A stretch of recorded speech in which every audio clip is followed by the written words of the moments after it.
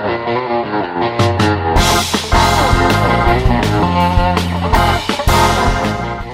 to SSI's Security Speaking Podcast. I'm Rodney Bosch, Senior Editor of Security Sales and Integration.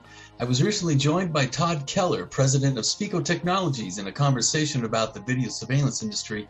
You're going to hear a range of topics, including lessons learned from the pandemic, market opportunities for dealers and integrators, as well as ongoing challenges.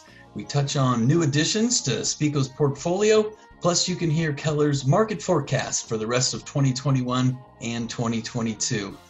As always, be sure to subscribe to SSI's YouTube channel and hit that like button on our videos. You can also subscribe to SSI's podcast on Apple and Spotify and leave a review.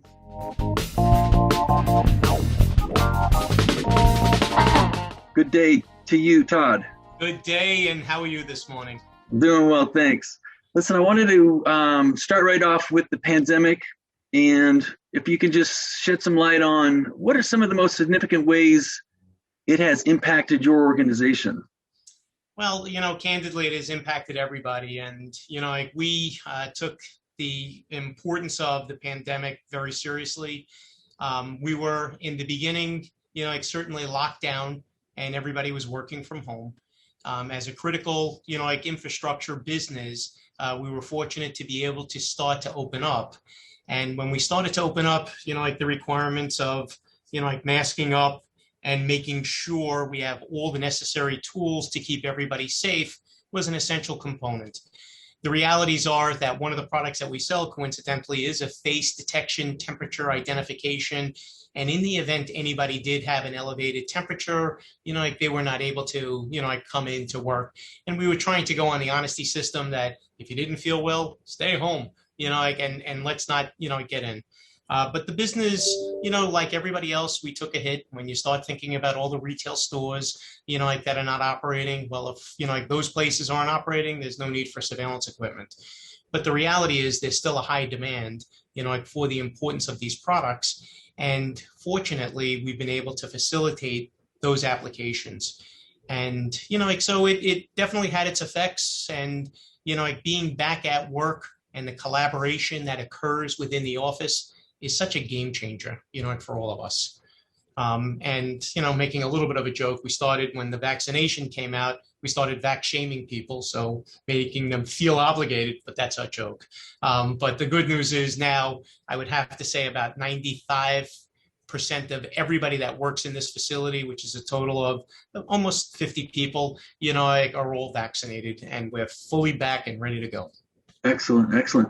I want, kind of taking a broad view of things, can you kind of touch on maybe a chief lesson or two that you've learned from this COVID experience that in the end is really going to benefit the company? Well, I mean, the most important thing is we take nothing for granted. And, one of the things that we prioritize, and for all of us, Speco is a family-owned business, we take family to heart. And we're not a large corporation that, you get a certain amount of days off and you get a certain amount of this and a certain amount of that. We kind of recognize the importance of the people that work with us, in this organization. And we're very fortunate to have that family environment. And I think reciprocal, people are starting to realize the importance of an organization that takes family first. So if the lesson that I had learned about it is that we're very fortunate that we have fantastic people. And, a lot of the people that have been here for a long period of time. And there's something to be said about that. And, there is something to be said about the cohesiveness of all of us. And, the takeaway for me is value the people that are, that are there. Absolutely, absolutely. So there is some semblance, even more so, of returning to normal in this country. And for the security industry, I know for a lot of folks that is going to entail travel. Are you looking forward to the return to trade shows and getting your salespeople back out there?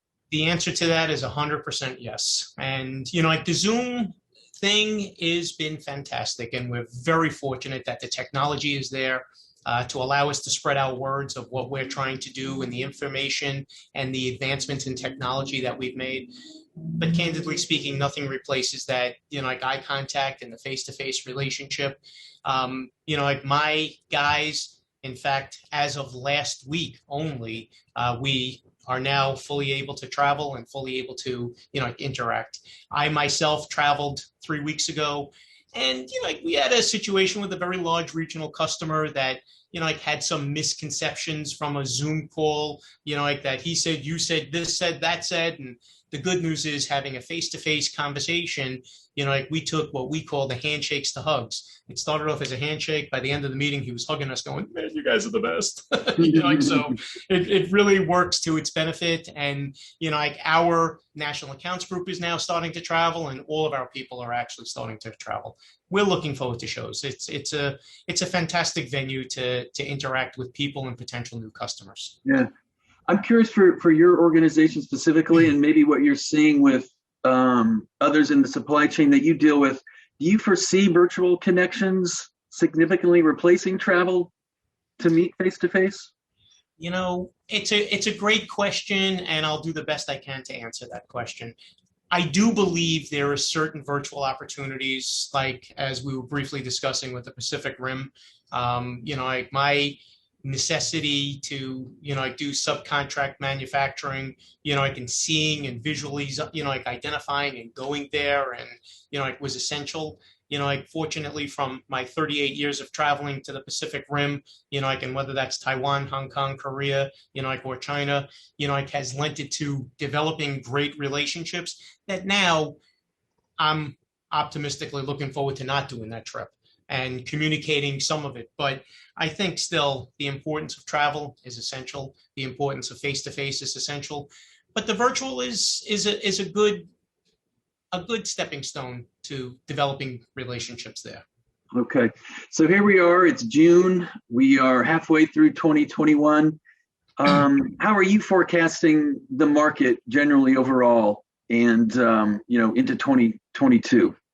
Well, unfortunately, we have a term in our business that crime does pay, and I'm going to go with that. When we look at some of the horrific events that are occurring, whether it's an ex-employee, that gets terminated and has a disgruntled attitude and comes back and selects who he's going to come and shoot, whether it's, situations of school environments, whether it's workplace environments, or whether it's just the, people getting frustrated from being tied up for such a period of time that they're now revolting about something, the importance of having surveillance. And, our approach to surveillance is not being a witness to the event. It's being a proactive participant, meaning, we've put in the artificial intelligence that alert things before they occur, or alert people to the fact in the case of, the horrific event that recently occurred in your neck of the woods in California at the railroad station, at the railroad yard, an ex-employee was terminated. Well, with facial recognition, and again, controversial in certain states and application specific, so we want to emphasize that. But, Rodney left, and, he was very upset when he left. Well, let's load him into the database so that if he comes into the premises again, we get notified. And notifications come either via this device or an audible message, Rodney's here, so that we alert people to the fact that Rodney left, he was upset, sorry, I'm using your name, but, that now we have an ability to alert people to the fact that something might occur in your place of business. So our goals with surveillance equipment is not to just be a witness and, oh, did you see what happened? And let's see if we could find that person. No, we're real-time activity. So it's going to be really interesting to see, in our opinion, we continue to promote what our solutions are. And I'm very excited about the business and the environment and the trends that we're seeing, which are very upward, in trajectory. Okay. Some of that trajectory might be fueled by the stimulus spending going on, the potential for a big infrastructure bill. We'll see how that happens. Are you optimistic there are enough driving forces then to maintain economic recovery overall and therefore positively affect the industry? I think very positively affecting the industry. I think very positively affecting the opportunities for our industry as a whole. I think that there is such a need for awareness campaigns and surveillance equipment, in each and every environment. It used to strictly be commercial. Now it's residential. Now it's small commercial. Now it's large commercial. Now it's everywhere, like within education, healthcare, like as we start looking at some of the different verticals that are out there that we're attacking, like, and attacking in a very aggressive and, like promoting, like opportunity way, it's very welcoming into some of these different, like nuances and marketplaces. Okay. I can't talk about opportunities and market driving forces without talking about challenges as well. Maybe touch on two big things, just generally in the industry that you're keeping your eye on, that are on your radar. Well, there's certainly a very large anti-China sentiment that's occurring. Like some of the other larger manufacturers are having some challenges, like as far as where and what happens going forward, like will be interesting to see what's occurring. So we're keeping a very keen eye on that. Like, and that's pretty much on it. And cybersecurity is the other one. Like cybersecurity is a major concern that we take very seriously. But some of the facts are that there are controls that are outside of what we're able to do. So, like those are very big concerns for the industry as a whole, because now that's become very hot topics. Regarding cybersecurity, Todd, are you hearing more concern from end customers and dealers and integrators as well, on how your equipment is being protected and what you can do as a manufacturer to play your part? The answer is 100% yes. Like it used to be an afterthought. And it used to be, like, how do you do it and how do you network these devices and how do you get through, like whether it's port forwarding or any of these other variations that occur to simplify the dealer integration. And, like if we had to break down the business, I'm going to break it into a couple of different segments. Like the larger professional commercial, like installation companies, it's the top priority. Like the smaller, like and dropping right down to the smaller guy, it's not a priority whatsoever. So we have to, like navigate through this tanglement of challenges that exists with each of these different customer segments. And it's our responsibility to make sure we provide a product that is as safe and secure as possible, and taking into consideration that when you find one, they find another. So it's an evolution and a constant battle that we fight on a regular basis. Okay. In talking about your dealer and integrator customers, I'm sure a lot of them have been forced to look for other ways to meet sales and revenue goals. What have you seen from them during this past year or so? Well, we've seen what's most important, and the success from us is the willingness to listen. Like we used to run into brick walls that when someone made an association with a vendor or a particular product category, like that's what they stuck with through thick and thin. Today, like due to the advancements in technology, and not just with us, like with a lot of the other manufacturers and competitors that we deal with, like people have a much more willingness to listen. And, like candidly, one of the challenges, and you mentioned shows before, like people used to go to the shows and they would learn about what new technologies and advancements are out there. In lack of those shows, or due to the fact that those shows haven't been taking place, well, now how are they getting their information? Like, and all right, through publications like yours, like is one vehicle, and the other ones is through us, like to let them know about, let me tell you what's going on and what's exciting, and how, like there are opportunities to educate your sales staff, to educate your installers, to educate, like each of the different end users, whether it's commercial, residential, or whatever it happens to be, into how these products could help them. And that's been what the game changer is. Like, again, coming full circle to one of your questions earlier, the shows, we miss the shows. We miss the interaction, because the guy that's walking by, that's, come on in, let me just tell you about what's going on, like, and whether it's us or any other manufacturer, that's what's been missed over the last year and a half to 2 years. Gotcha. Okay. Well, let's talk about some of those exciting opportunities. What new opportunities are you seeing emerging in the marketplace for dealers and integrators, and talk specifically about your own product portfolio? Well, thank you for that question. And we are so excited. And, like one of the things that we try to pride ourselves on is, how do I simplify, like the installation of the product? And we talked about cybersecurity. We talked about networking. All of my networking is done in the USA with Amazon Web Services as the backbone behind it. Like, so that now the priorities of like the installer that goes out, and whether he does it himself or he sends one of his crew, we want to make it a timely enough fashion for him to get in and to get out. Number two, our devices are more interactive. So taking advantage of artificial intelligence, taking advantage of nuances. Example, let's go back to that situation I brought up a little earlier with the railroad station. That ex-employee, like, we're going to change his name for this matter, John. Right? John gets terminated, and when he was terminated, he was disgruntled. Well, let's load his face into that facial recognition. And now, in the event he comes back onto campus, we get an alert notification. Inevitably, everybody's playing with these devices, like whether it's FaceTime, whether it's, like Instagram, like Snapchatting, or texting, or, like whatever it happens to be. So now, in the event that John comes back onto campus, we're getting a text notification to alert us to the fact he's here. Now, in the event gunshots start to take place, what we've done is handshake, relationships with gunshot detectors, again, to alert and let people know so that it's duck and hide. Years ago, when we heard things, we used to run. Now it's duck and hide because you got to worry about security. One of the things that we try to educate our dealers and integrators are into what protocols do occur in the event something happens. How do we make sure you are in a safe environment or your customers are in a safe environment? Number two, when we take and simple applications, so we went to one extreme with shots, like now let's go to a simple thing, a 7-Eleven. And that 7-Eleven uses a garbage dumpster in the back, and it became the community dumpster. Well, it's not a crime, it's a pain in the neck to the local carting company and to that particular franchisee. Well, now with some of the patented technology that Speco has, we mask out that particular area. And the days of motion activation used to be if a bird flew, the tree flew, or whatever, the alarm went off. And it was a pain in the neck.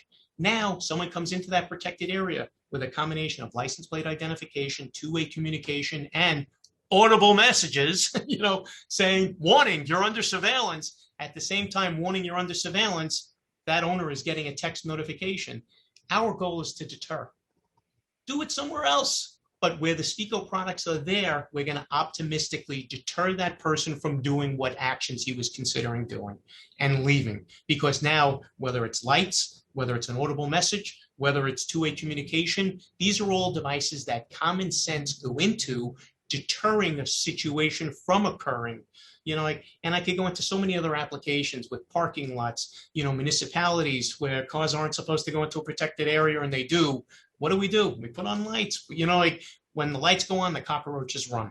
What we've done with all of our products is made all of these interactive devices simple, easy to use, easy to install, and most important, easy to retrieve information and get information. So that now, in this marketplace, price is still the driving force. All of these things sound great, but if it's too much money, great. Love to know about it, not interested. Is it the Ferrari? I can't drive the Ferrari. Well, guess what? We've made it so that it's affordable, so that for every application, it's a scalable solution, but everything remains the same.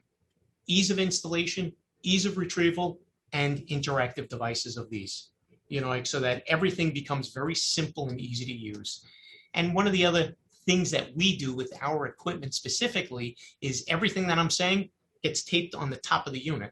So that now, after the installer does his installation, and they could go through the best education imaginable to that end user, inevitably, when something occurs, what did he say again? And that phone call comes to that dealer and says, how do I do it? Look on the top, right click, left click. Here's the simple thing to do. So we've really given it a tremendous amount of thought, and now I'm aging myself, 38 years in this business. You start to finally recognize what are the common questions. We used to get 300 to 500 calls a day with the same thing. How do I network? P2P. How do I retrieve? Easy search. How do I this? In each of the different things that we get, we try to incorporate common sense-wise engineering into the products to simplify the install. Sorry for that long-winded answer. No, not at all. Recurring revenue obviously is a big deal for all of your installing customers. Yep. Where is Speco in terms of helping dealers build in RMR into these projects? That is the best question I've had all day. And, Speco is introducing what we call SWS, and that's the Speco Web Services. And what we've done is domestically, all engineered here, everything done in-house. We have our SecureGuard VMS platform. And the SecureGuard VMS platform does the following things. We create that tree, and the tree of opportunity. So each of the different feature sets that we spoke about, whether it's facial recognition, line crossing, human detection, license plate identification, tamper resistant, I'm sure I'm missing some of the different things. The dealers now have the ability to activate or deactivate each of those applications depending on the customer's recurring monthly revenue opportunity. So that now, let's take Mr. Customer A that might have Chipotle, and Chipotle has multiple locations, and within a region, they want to activate or deactivate cash register interface, human detection, line crossing for the back parking lot situations and that dumpster situation, in certain high crime areas, gunshot detection, all of these different features and functionalities. Now, including healthcare status, we have the ability to activate, deactivate cloud-enabled services so that, that dealer has the ability to dial in and just look at a dashboard and get all of those things. And to a situation of, geez, the branch manager left, I want to change his passwords. No more deploying a truck, do it remotely. So we've created a tree of opportunity to have each of these branches lend itself to fee structures for these different dealers to start creating the recurring monthly revenue opportunities. The future of our business is in cloud-enabled services. And the cloud-enabled services now will lend itself to basic, advanced, and super advanced. And taking advantage of all the technology that we've done, today, it's such a game-changing technology differentiator than it was years ago. You want to know who came in, we could identify that instantaneously. You want to be alerted to the fact that a known criminal is coming in. I'm sorry to go into this example, but I'll go into another one. We identify in the jewelry district. Within the jewelry district, we have this known criminal that keeps coming from place to place. We take a common database. We have to load it in to that particular system. He now walks in. We get notified.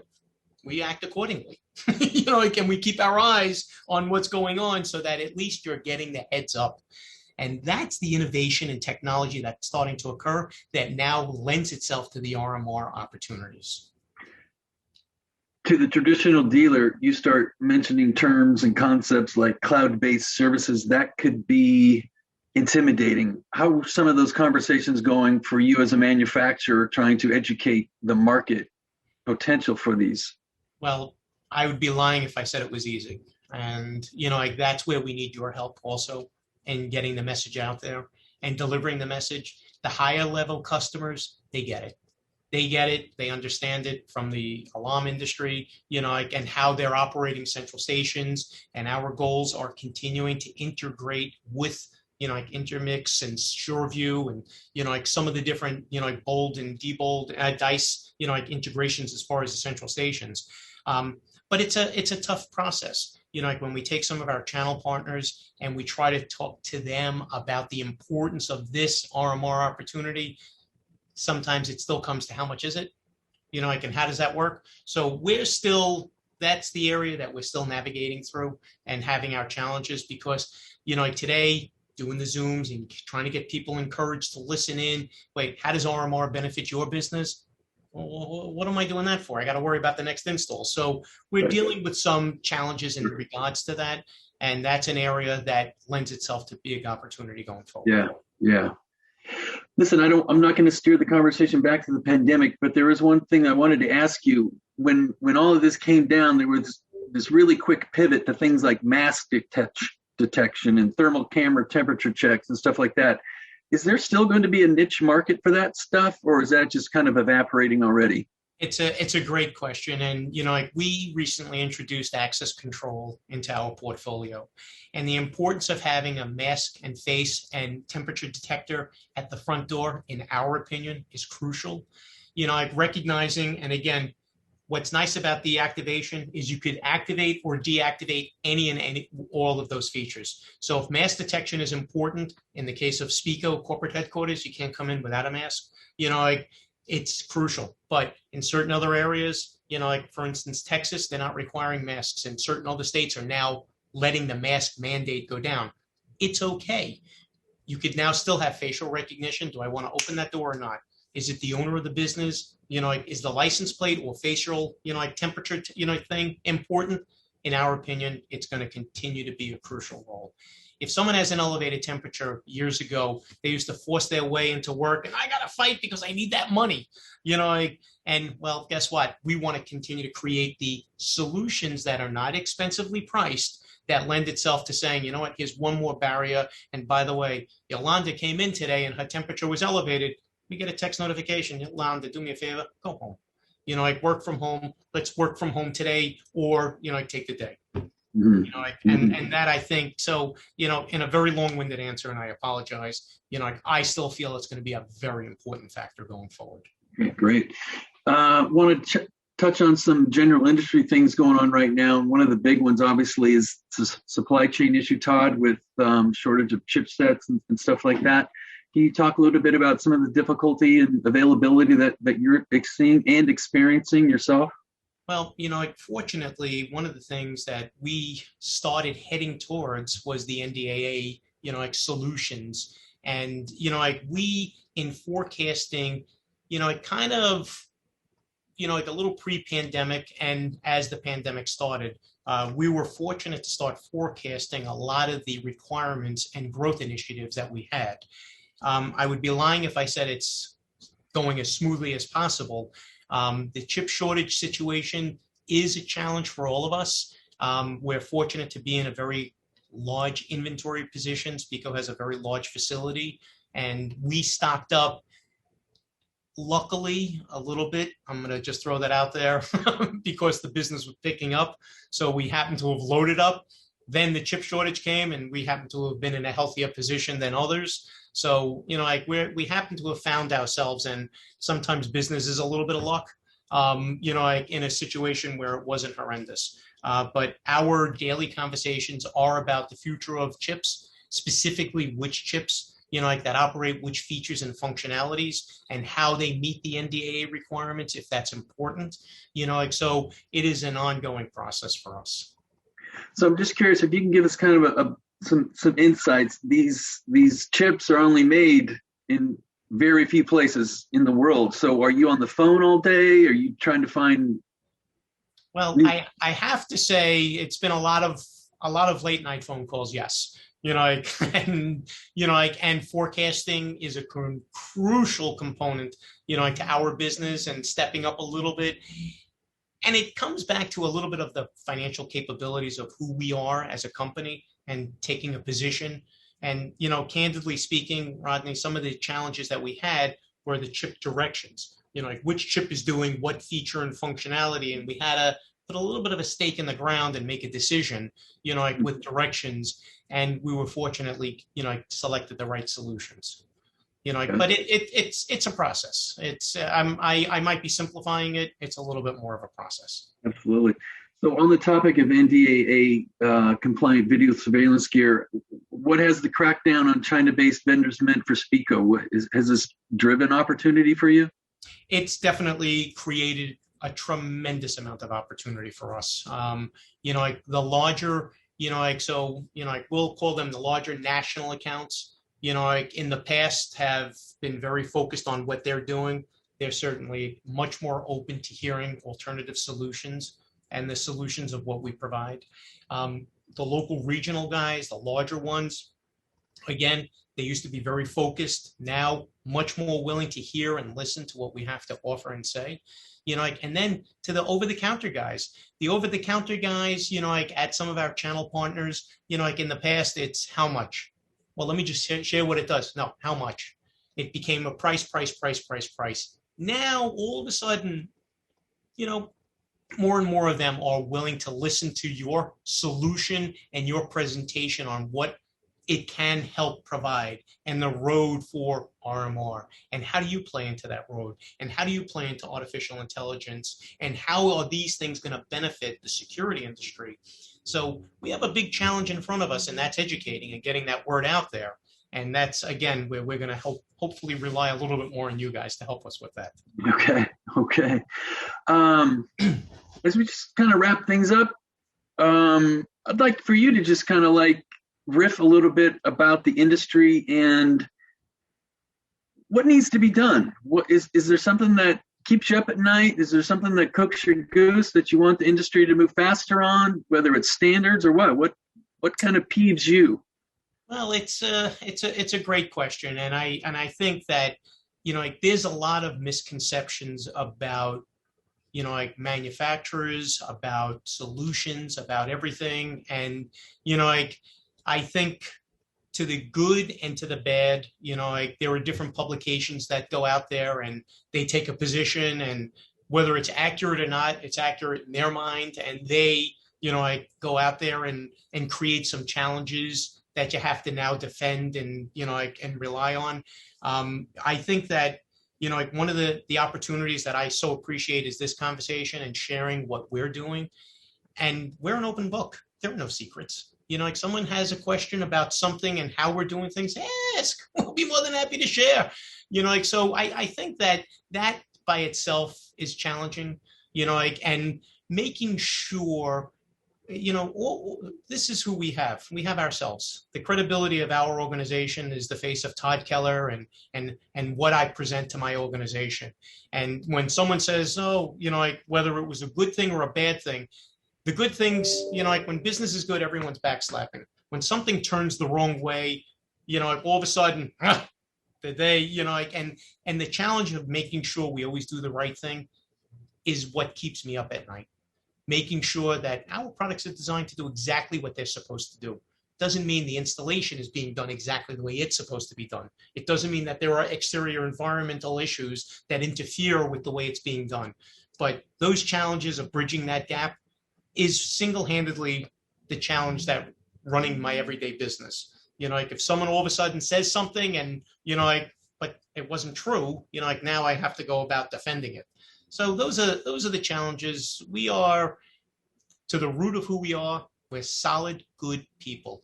And, like, that's the message that I'd love to continue to drive on, is that we're the last of the privately held businesses out there, in so many respects with CCTV.